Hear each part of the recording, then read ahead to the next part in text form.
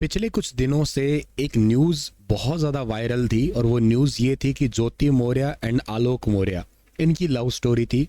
और उसके थोड़े दिनों के बाद में वो स्टोरी तो हो गई फ्लॉप। उसके बाद में एक नई स्टोरी और आ गई है मार्केट में। तकरीबन 10-15 दिन हो चुके हैं, महीना होने को भी हो रहा है बल्कि इसको। ये है अब सीमा और सचिन की लव स्टोरी, इनकी मिस्ट्री। अब ये तो उससे भी ज़्यादा भयानक निकली। हालांकि देश के हालात और फिलहाल के लिए बहुत ज़्यादा कमज़ोर हैं और उस घटना में एक मणिपुर की घटना ज़रूर है, उस पर मैंने एक अलग से अपना वीडियो कवर किया है। लेकिन फ़िलहाल के लिए ये भी एक बात है, ये भी चर्चा में है और चर्चा इतनी है कि थमने का नाम नहीं ले रही है।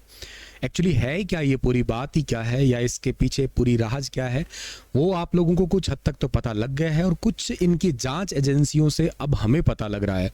तो क्या ये वाकई जासूस है अब सीमा? क्या जासूस निकली है सीमा? क्या है सारी कहानी? क्या है इनकी लव स्टोरी? और पबजी का खेल, पबजी अगर तुम खेलते हो तो खेलना मत भाई, ठीक है ना, बंद कर देना। आइए पूरी बात जानते हैं। फिलहाल के लिए सीमा और सचिन की मिस्ट्री लव स्टोरी, इनकी कुछ 4-5 कड़ियों के माध्यम से या 4-5 स्टेप के माध्यम से आज हम सीख लेंगे, समझ लेंगे। ये कुछ फोटो है जो आप लोगों को फिलहाल के लिए इनकी वायरल होती दिखाई दे रही है। एक्चुअली बात हजम तो इसलिए ही नहीं हो रही है क्योंकि इनका ये जो पहनावा है ना, ये पहनावा बिल्कुल भारतीय परिवेश जैसा है। ये जैसे ही भारत में आती है, भारत में आते बिल्कुल भारत की तरह ही रच बस जाती है। ऐसे ही साड़ी पहनना, इन्होंने नेपाल में शादी की, उसका एक फोटो है। इसके अलावा मतलब बिल्कुल प्योर भारतीय नारी की तरह जो है ना ये दिखाई दे रही है। अक्सर ही इस कुर्सी पे बैठे हुए बहुत सारे पत्रकार इनके इंटरव्यू ले चुके हैं, वो आप लोगों ने बहुत अच्छे से बखूबी देख लिया है। इनके इस तरीके से बहुत सारे फोटोज आपने देखे हैं। क्यों आई है, ब्रीफली अगर मैं कहना चाहूँ तो इनका कहना है कि पाकिस्तान में खासकर गांव की जो औरतें हैं, इनकी हालात बहुत ज़्यादा ख़राब है। कोई उनकी मर्जी नहीं पूछता है, ज़िंदगी भर पर्दे में रहना पड़ता है। इसलिए मैं वहाँ से निकलना मैंने बहुत ज़रूरी समझा।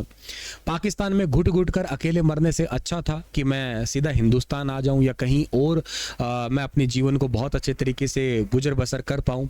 इसके अलावा करीब 4 महीने पहले सचिन और सीमा ने नेपाल के अंदर शादी की थी, उसका भी फोटो या वीडियो कुछ इन्होंने ऐसा वायरल कर रखा है।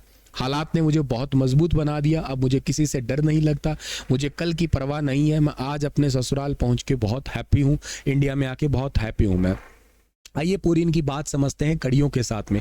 पहली कड़ी क्या है, 2019-20 का वो समय जब कोविड का धीरे धीरे आगाज सा हो रहा था समझो, तब ये पबजी गेम, हालांकि इंडिया में पबजी बैन है पर फिर भी चलो दूसरे तरीके से कैसे भी है इन्होंने खेला। पबजी के जरिए सचिन से ऑनलाइन ये मिल गई।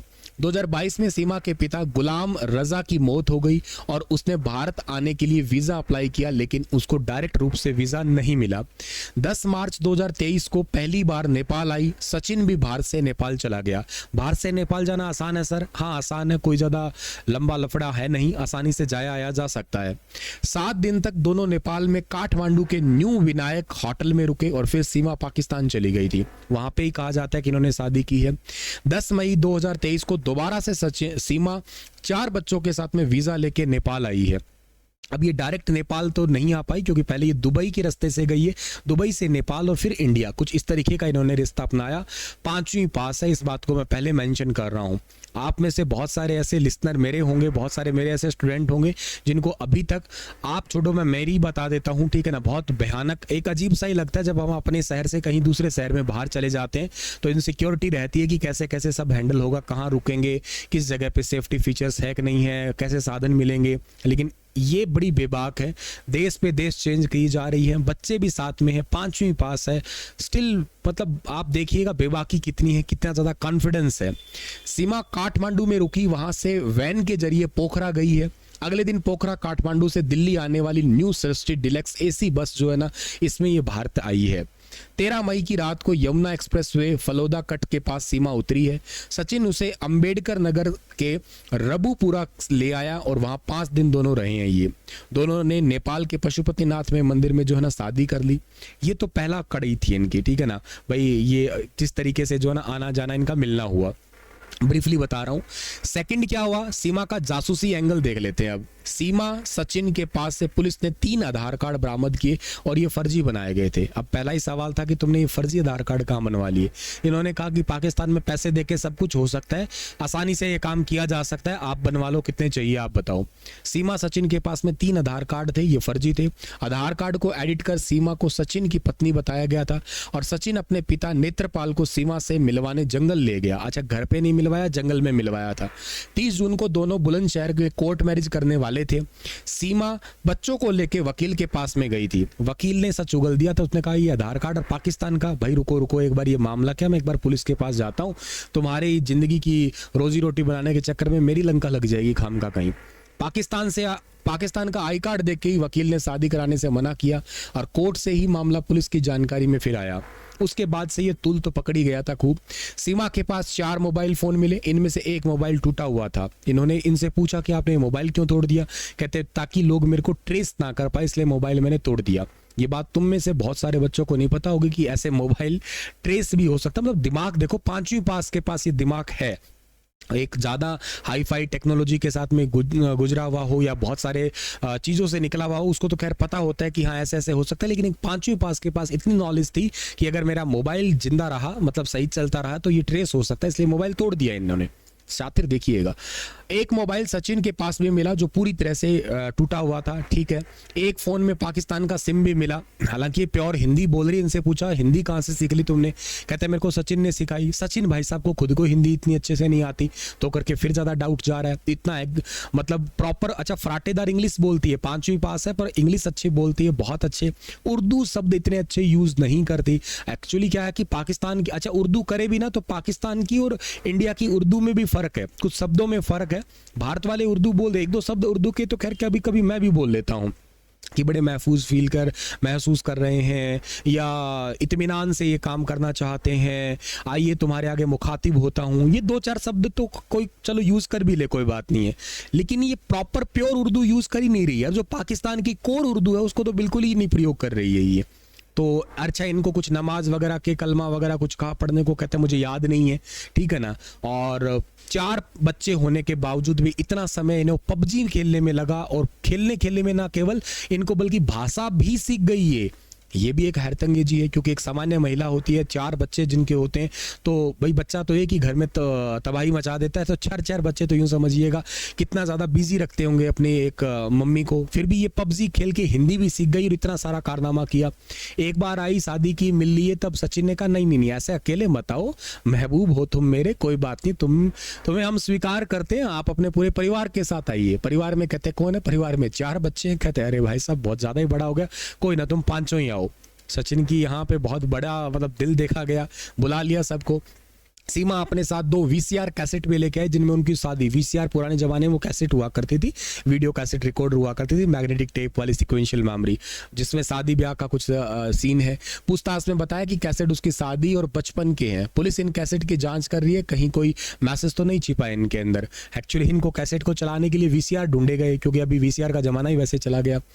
पुलिस सोर्स के मुताबिक IB ATS ने सीमा से कई घंटे पूछताछ की। अच्छा, हालांकि पूछताछ में इन्होंने कोई कोताही नहीं बरती, सारे सवालों के जवाब दिए, सुराग उनको कुछ लग नहीं पाया, वो बात अलग है। सीमा की जांच का एंगल क्या निकला तीसरी कड़ी में, पुलिस अब जांच के लिए नेपाल जाना चाहती है। विदेश मंत्रालय से परमिशन मांगी है कि एक्चुअली वहां रुकी थी, वहां के क्या हालात रहे हैं, एक्चुअली क्या ये हमारी जो सिक्योरिटी है इंटरनेशनल बॉर्डर पे इतनी कमजोर है। मतलब देखा जाए तो पाकिस्तान से भारत नहीं आ पा रहा सीधा, लेकिन कितना दिमाग लगाया, पहले दुबई से नेपाल, नेपाल से भारत, ऐसे तो कोई भी आ जाएगा, कहने का मतलब। तो एक बहुत बड़ा सवाल वाली बात है ये, इतना दिमाग आया कहाँ से, पैसा कहाँ से आया। कहा मैंने अपना घर बेच दिया, ठीक है ना। नेपाल में पुलिस उस होटल में भी जाएगी जहां सीमा और सचिन 7 दिन तक रुके थे। और इनसे कहा तुमने घर बेचा, तो घर बेचना कोई इतना आसान था, एकदम से किसने खरीद लिया, गजब भी बात है भाई, कई दिन लग जाते हैं ऐसी प्रॉपर्टी बेचना, तो एक बहुत बड़ा प्लान होता है, खरीदना बेचना, बार्गेनिंग, बहुत सारी चीजें होती है। मतलब पुलिस नेपाल में उन लोगों तक भी पहुंचना चाहती है जिनसे सीमा की भारत में एंट्री करवाई थी। सीधे तौर पे एंट्री नहीं हुई, कहा कि मुझे वहां के कुछ लोगों के द्वारा एंट्री करवाई गई थी। पुलिस को यह भी डाउट है कि सिर्फ सचिन के साथ प्लान करके सीमा भारत तक नहीं आ सकती, मतलब अकेला सचिन इतना उन्हें लगा नहीं है बहुत तेज तरार कि सचिन ही उनको भारत में ले आए। इसके पीछे कोई ना कोई राज जरूर है कि ये पहले से ट्रेंड है, इसी अच्छे तरीके से इतना हिंदी बोलना, कपड़े पहनना, प्रॉपर ट्रेनिंग इनको मिली हुई है। इतने अच्छे हिंदी के शब्द भी आप और हम भी यूज नहीं करते हैं, मतलब कोर हिंदी। जैसे मेरे को पानी पीना, मैं पानी कहूँगा, ऐसा नहीं है कि कृपया मुझे जल दीजिए, तो ये बात तो नहीं बोली जाएगी, कॉमन सेंस है, ठीक है। भारत में जासूसी, सरहदी सूचनाओं से जुड़े शक पर मिलिट्री एजेंसी जो है आपकी, मिलिट्री इंटेलिजेंस जो है MI है, उसको भी जांच में शामिल किया गया। पाकिस्तान से सीमा फ़ोन लेकर आई थी, लेकिन नेपाल में उसने पाकिस्तानी सिम का इस्तेमाल नहीं किया, नेपाली सिम कार्ड यूज़ किए वहाँ पे। बस में वो आ रही थी तो बस में नेटवर्क वगैरह नहीं था, तो उन्होंने हॉटस्पॉट लेके सचिन से बात की। दिमाग देखिए 5वीं पास के पास ये भी है कि अगर सिम नहीं चलता तो हॉटस्पॉट लिया जा सकता है, हॉटस्पॉट लेके भी वाईफाई कनेक्ट करके व्हाट्सएप ऑडियो कॉल किए जा सकते हैं।